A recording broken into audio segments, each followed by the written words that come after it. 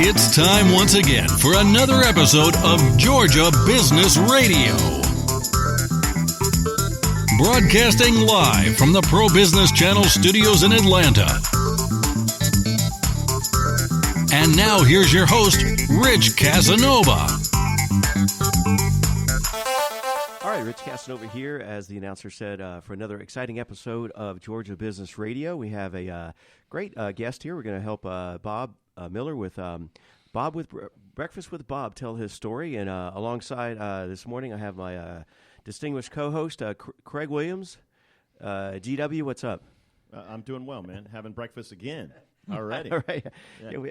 He's going to bring it up a notch because Friday mornings we always have bagels here in the studio. I missed them this morning. Well, they were at my other fellowship. That's right. You do another morning breakfast. I did muffins over there. Okay, muffins. And I didn't get over here in time to fool with that. I made a little toast, went back to the place, and made a little toast. Well, no worries. We got bagels still. They'll be here at I'll least. check it out. Check it out. But meanwhile, speaking of breakfast, that's a good segue into Breakfast with Bob. So, Bob, welcome to the show. Thank you, Rich. And you hail from parts of Marietta, I understand. That is correct. Which, from those listeners around the country and around the world, what's your claim to fame over there in Marietta, Georgia?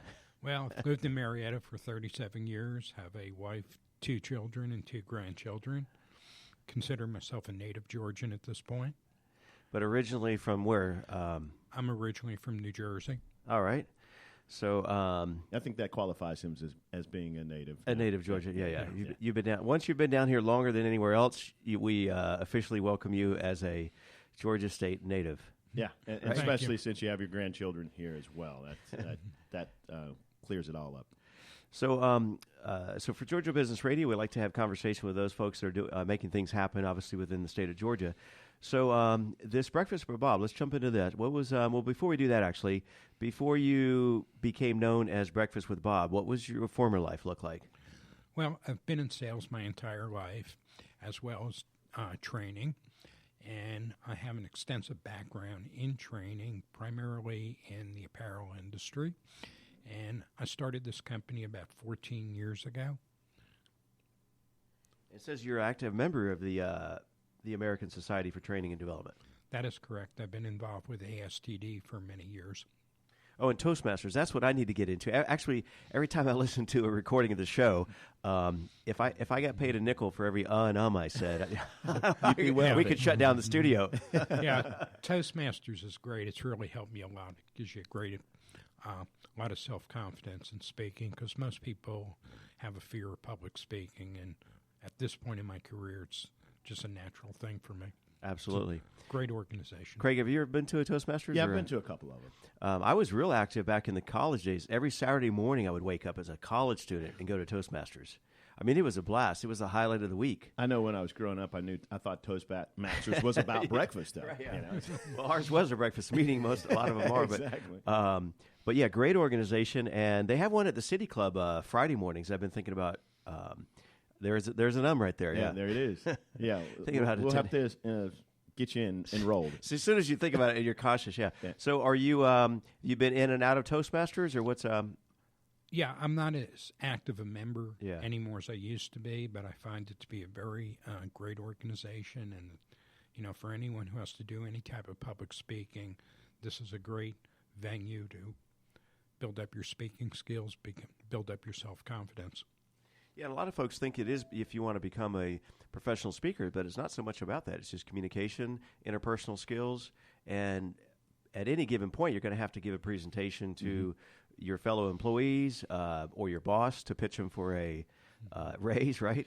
Yeah, absolutely. We're always selling, too, so that's definitely important to be able to communicate in your sales pitch. Yeah, it's a great communications venue. So before we kind of jump into, again, Breakfast with Bob, let our listeners know, how would they reach out to you?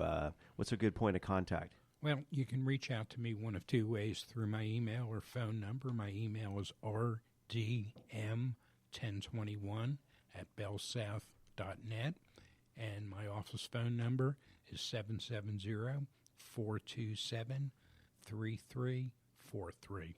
And we'll have that on the show notes as well. Absolutely. So so now you've worked with apparently a variety of clients, from a multinational to young upstart tell us a couple of stories about those organizations you've worked with. As I said, I've worked with a variety of organizations. My ideal client is a company of maybe 50 to 100 people. I enjoy most and get the greatest results working with young people, particularly on their interpersonal skills, things such as time management, goal setting, communication skills. This is where I derive my greatest results. Can you, it's great to hear kind of stories. Can you drop a couple of names as far as companies or groups you've worked with here in Atlanta and some of the results that they've, gotten as a result of working with you? Or Sure. I've worked with a large construction company called Ray Lynn, advertising agency called Cleaver and Associates. Currently working with a technology company whose name I don't want to reveal this all right. time. Microsoft, is it? Yeah. No, Microsoft is not one of them. I like the fact that he said he works with the young people, and that's where he gets a lot of his fulfillment in his experience. And working in the tech, you're going to deal with a lot of executives, because I saw that you're an executive coach, that are younger, in Yeah, this day and age. absolutely. Yeah. And so you help those folks with their goals and time management?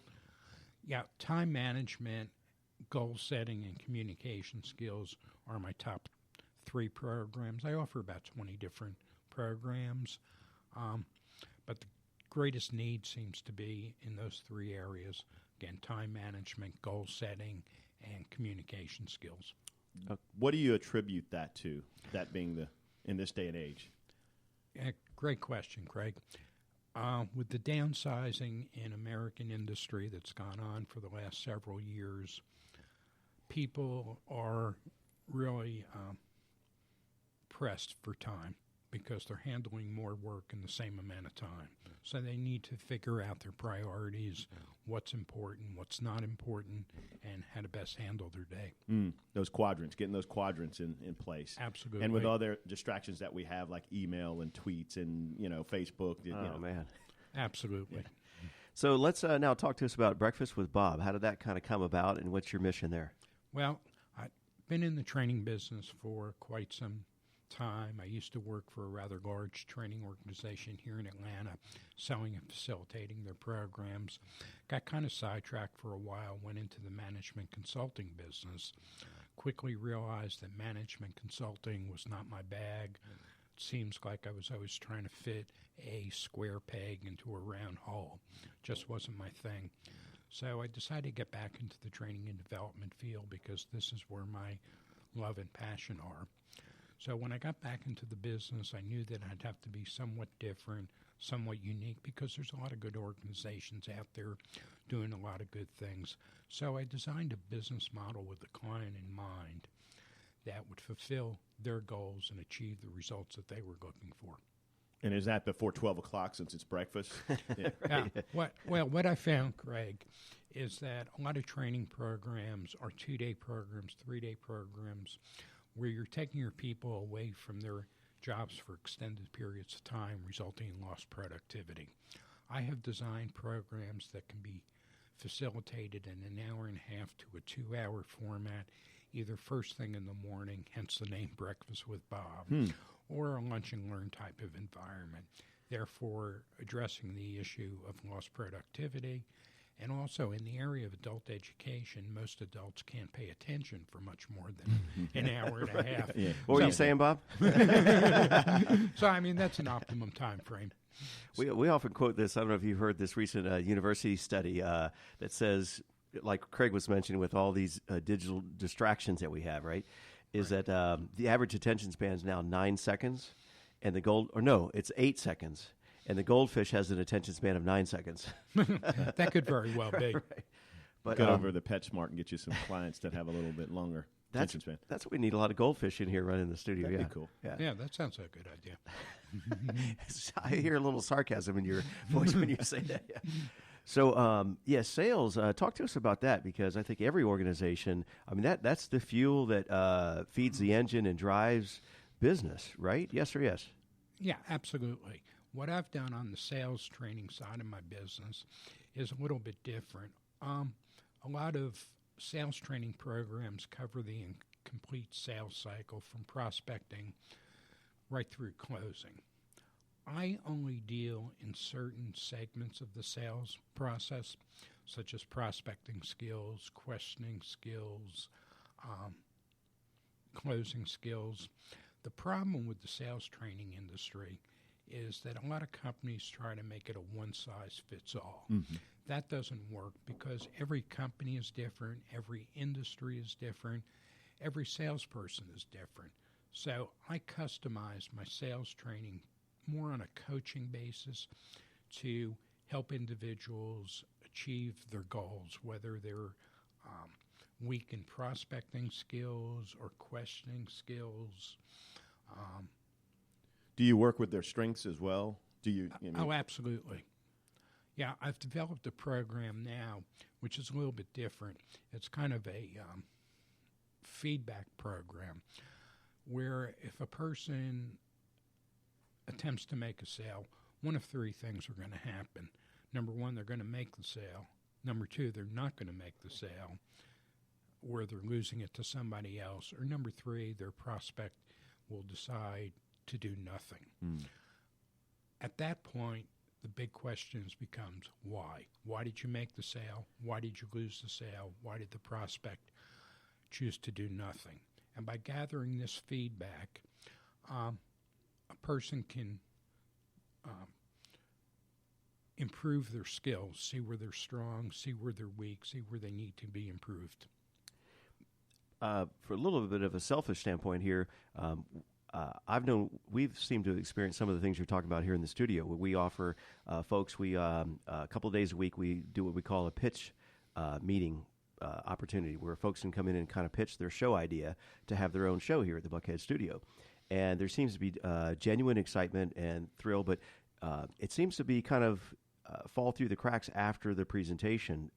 They're very excited, but there seems to be a disconnect in, and I want to kind of pick your brain, if you will, on if folks don't make a decision, do you kind of survey them to find out why they didn't move forward on a project? Or Yeah, absolutely. It's done in a non-threatening way, and usually I have the salesperson tell the prospect up front that they're going to ask them afterwards what happened, right, why they decided to buy from them, why they didn't decide to buy from them, why they decided to do nothing. And it's done in a non-threatening way. It can usually be done over the phone. But you do that kind of up front before you even go into kind of the sales presentation. Yeah, absolutely. I like that idea because sometimes it just feels a little awkward after the conversation. We say they go radio silent sometimes, right? Where there's no communication. Yeah, where this works really well, Rich, is with young salespeople because they approach them and they say, listen, I'm young, I'm trying to improve, and, I need your feedback. Mm-hmm. And everyone wants to help somebody else. So we have to pretend like we're younger then? Is that the yeah, beginner's mind. You have to have a beginner's mind. Yeah. That's the bottom line. Yeah, you need a beginner's mindset. Okay. So, tell us a little bit about the apparel industry and how that contributed to shaping what you're doing now. Because I know quite a few people in the industry. I know that was back in the day. That was on the road. You got your swatches and you were at it. Right. That's how I started out many, many years ago. And my last major employer in the apparel industry was a very large apparel manufacturer who I became the director of sales training for. And that's kind of how I got into the whole training mode. I found that training was what I really loved doing rather than, schlepping a bag with swatches and everything in it. I found that I was good at training, particularly with young people. So I decided to go for it. Huh. So during this 1.5 hour session, the Breakfast with Bob, if you will, kind of a consultative, conversation and meeting, do you ever engage on site with folks to kind of fly on the wall and kind of sit in to evaluate their process that they're actually utilizing? Or are you talking after the training? I guess after the training or maybe beforehand to kind of see. So a person goes in, presents their widget, their sales presentation. Would you sit alongside them and then critique them afterwards, or? Sometimes I do. My training is actually broken out into 3 formats. What I do is I have a pre-session with the participants about 10 days before I do the actual training to get to know them, find out what their issues are, where they're looking to improve, where their weaknesses may be. And by gathering all this input, it enables me to customize the training for that particular group, which I do in a group format. And I'm connecting with the people by gathering all this information up front. So I'm right on target when I'm doing the actual training.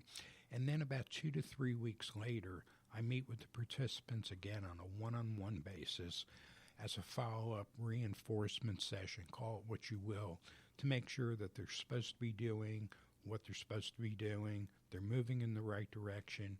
I can address any issues at that point that they may be having and move forward. To answer your question, yes, I will go out on a sales call with a participant to observe them. I generally don't. That's generally their manager's job, but if the manager wants my assistance, I'll sure give it to him. Or if it's a startup or solopreneur where they don't have, the manager or the sales team, right? And speaking of that, do you ever work with teams, like you mentioned, a group of folks, and with the sales manager? Yeah, most of my training is done in a group format. Coaching, of course, is done on a one-on-one basis, but training is done in a group format. It's generally anywhere from 6 to 20 people. Okay. What are the 2 or 3, typical challenges or downfalls of a salesperson? Why a sale doesn't go through? What would you attribute that to? A number of things. Number one is attitude.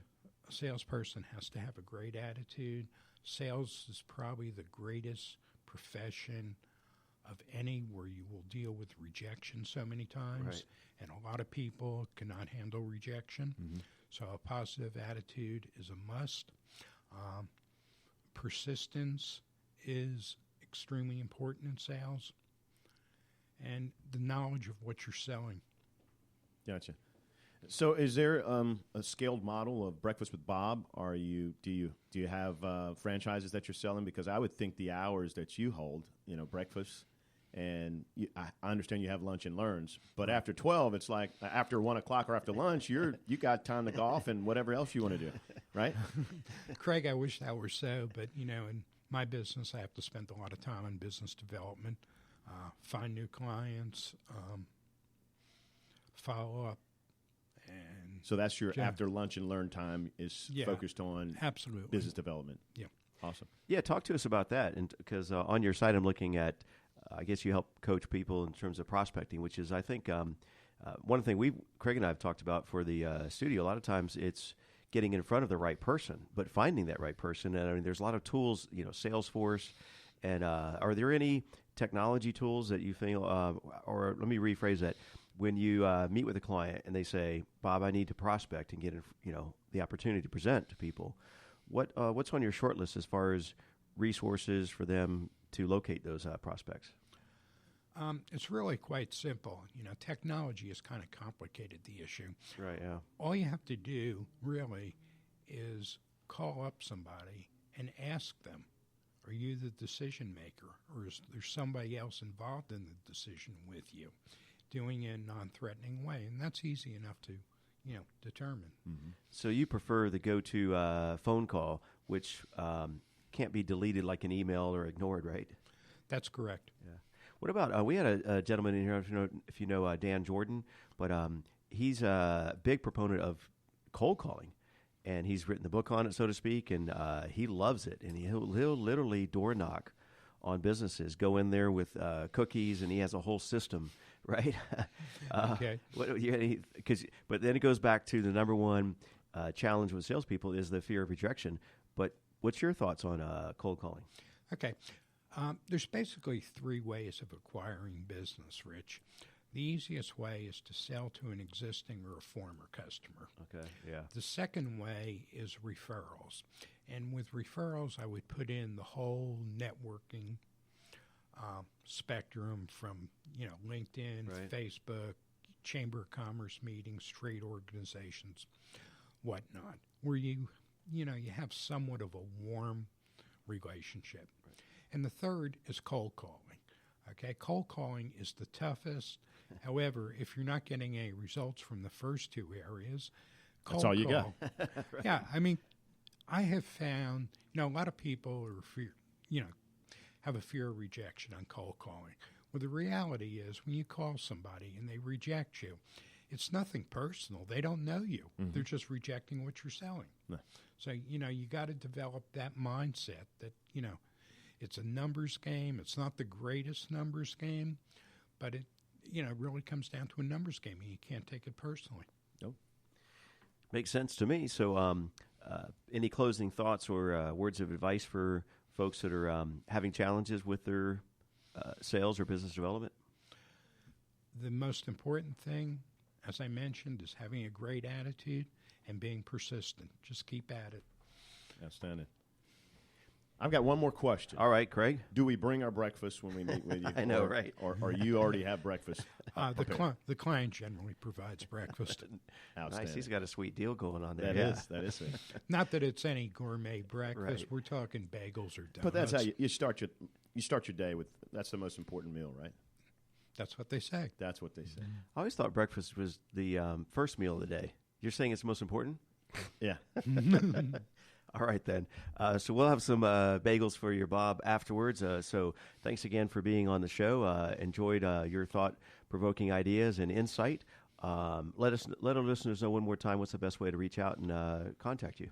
Again, my email address is rdm1021@bellsouth.net, and my phone number is 770-427-3343.